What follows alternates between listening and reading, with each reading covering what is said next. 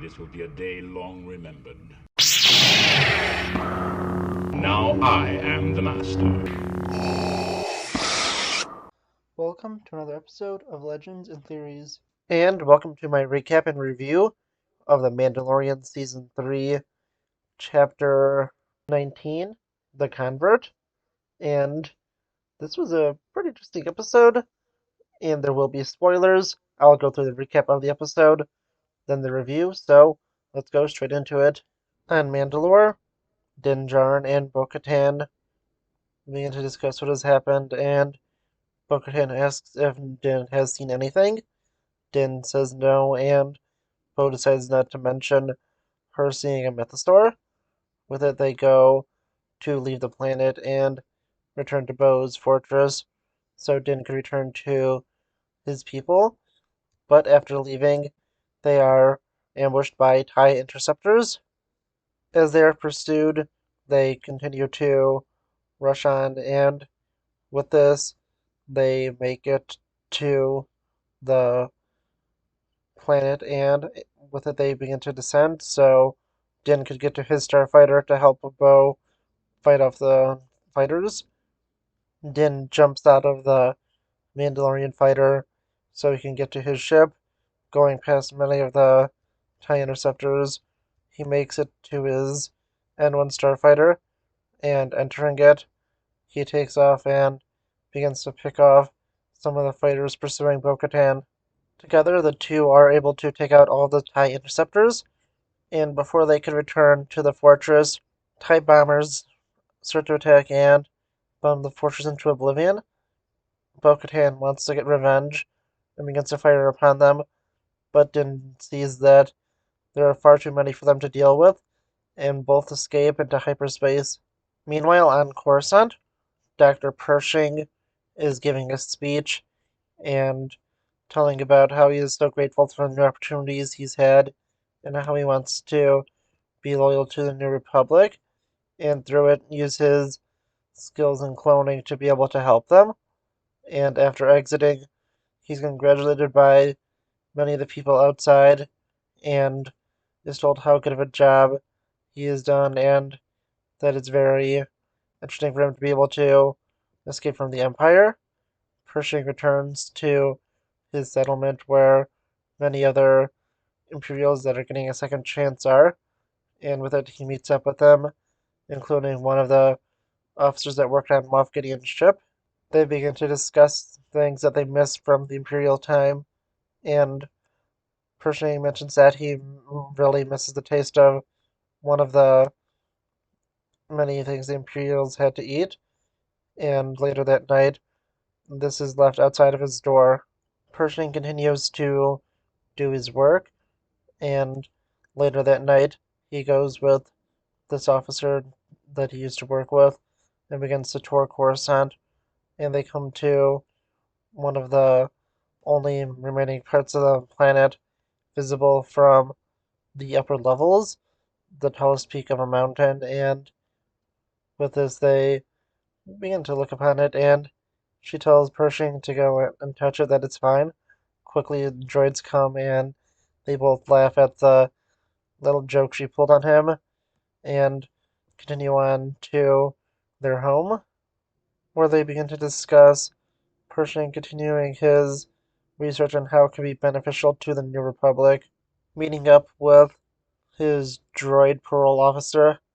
Pershing begins to question if it is possible for him to continue his research, and the droid tells him that cloning is illegal in the New Republic, and Pershing is disappointed and begins to talk with his new friend about it, and begins to consider breaking into a facility so he could take the materials that he needs to continue his work to prove that this is helpful to the New Republic, but is not fully convinced yet. And back at work, Pershing begins to ask about using some of this Imperial technology that is being destroyed, and one of his supervisors tells him how this is not going to happen, and it seems extremely unlikely. They just need to be decommissioning all the Imperial technology. And with this helps Pershing begin to make his decisions. Once again, meeting with the droid, he talks to him about how the number one priority of the New Republic is to protect the Republic and push its interests forward, and the droid confirms this. And with this, Pershing decides that he has to go and take this technology so he can continue his research. Going to the train station, they begin to make their plans and sneak onto one of the hover trains. And through it, they see that the droid conductor is coming through to collect tickets, and they quickly run to each car to escape from him. Make it to the end, they jump off to the platform so they can make it to the Imperial decommissioning facility, and we get to look on as they see Star Destroyers being taken apart. Making it into one of the ships, they begin to investigate around and make it into a mobile lab where Pershing begins to take the supplies he will need to begin his research. He also gets a formal introduction to his new friend, and she tells him that her name is Elia Kane, and the two together begin to run off the ship as they hear security coming in, and they are surrounded by New Republic forces, but it's quickly realized by Pershing that Elia has betrayed him and turned him over to the New Republic, and he begs for them to not do anything as he is arrested and taken into New Republic custody. Awakening inside of the New Republic holding facility, Pershing is told that a procedure is going to be done on him to make sure he is a little more compliant with the New Republic and his brainwashing by the Empire is taken away. He recognizes the machine and pleads for them not to do it, saying that he was set up, and they just look upon him and tell him that this is going to help him and it's not going to hurt him, but he still continues to plead as they ignore him and put the device on him and begin the procedure. Elia asks if she could stay behind with her friend to be there for him, and the Republic officer agrees, and she's actually there to make the procedure more intense and cause some permanent damage to Pershing. Meanwhile, Din Djarin and Bo-Katan land and meet with the Mandalorian in covert. Din advises Bo to not remove her helmet, so it will cause less problems in the covert. And while there, they meet with Paz Vizsla, who doesn't want to admit any of them initially, but Din says that he has been redeemed and bathed in the living waters underneath the mines of Mandalore and has brought proof. So Paz brings them inside to meet with the armorer, and there Din once again makes his claim, and Bo says that she was a witness and jumped in to save him after she saw him fall into the depths of the waters. And with this, the armorer takes the water and tests it, realizing it is purely from the mines of Mandalore.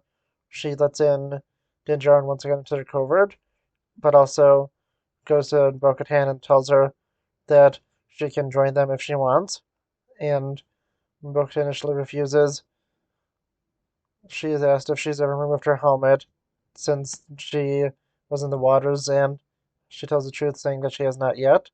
And with this, the armorer tells her that as long as she wants, as long as she doesn't remove her helmet, she can be part of this covert. And everyone goes around congratulating both Din and Bo as Bo looks on. And yeah, honestly, this was a really interesting episode. I really did enjoy it, and I think they did a good job making the story and actually focusing on a little bit of the greater picture of the galaxy.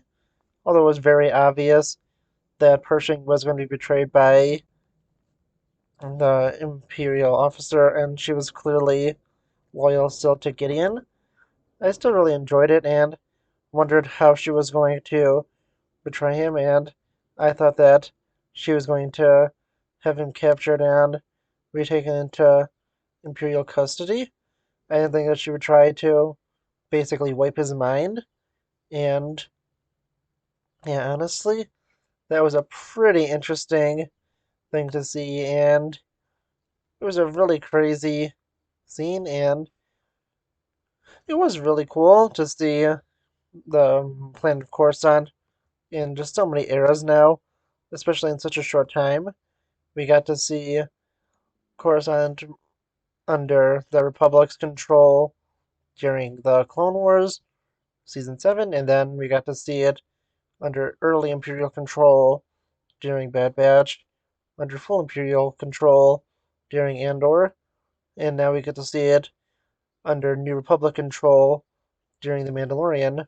And it was honestly really interesting and pretty cool to see the story outside the perspective of just Din Djarin. And it was a really interesting story. It was interesting to see how they're letting Imperials get redeemed, but also how not everyone truly wants it and are still loyal to the Empire. And that was really interesting. Going on to the stuff with Din and Bo, it was pretty interesting also to see them going and just doing all these different missions and being able to continue on to join up with the Mandalorians and just to see if Bo will remain loyal to the old way that she has or join Din Djarin and his way and the more ancient ways of Mandalorians and see how seeing the Myth Sword truly changed her and seeing this community of Mandalorians and how loyal they are to each other. It's going to be really interesting to have her there because she's not going to fully agree with them and it's going to cause some interesting conflicts. And that's what's going to make things really interesting. I really did enjoy this episode and think it'll be really cool to see where this continues. And it seems that next week is probably going to be the Navarro episode. And after that, I think everything from the trailer has been shown. So, really, we have no idea what will be happening next because things have really got to a point where anything could happen. And we have not seen too much of what is going to be happening the end half of the season. So, I really am excited to see that. And this episode was, once again, really interesting. And I was able to get this out since I did start later today. So, I'll have this out, and maybe in half an hour, I'll have my review of the Bad Batch out. Already got all the screenshots for it. So, it's not going to be that hard to get out. I just need to make sure that I am just getting a little bit of time to record it and make sure I have enough time just to do everything else I have to do. But I should have just enough time to do this. And this video took a lot longer because this episode was just under an hour long, and the Bad Batch one was a lot shorter. So that's going to be a lot simpler to do. And I really am excited and can't wait to see what happens next week. And I want to know what you think. Please let me know in the comments. And I'll see you on the next episode of Legends Theories. Thank you for watching this episode of Legends and Theories. Please subscribe, like the video, share the video, leave a comment, check out the video on screen, and may the Force be with you.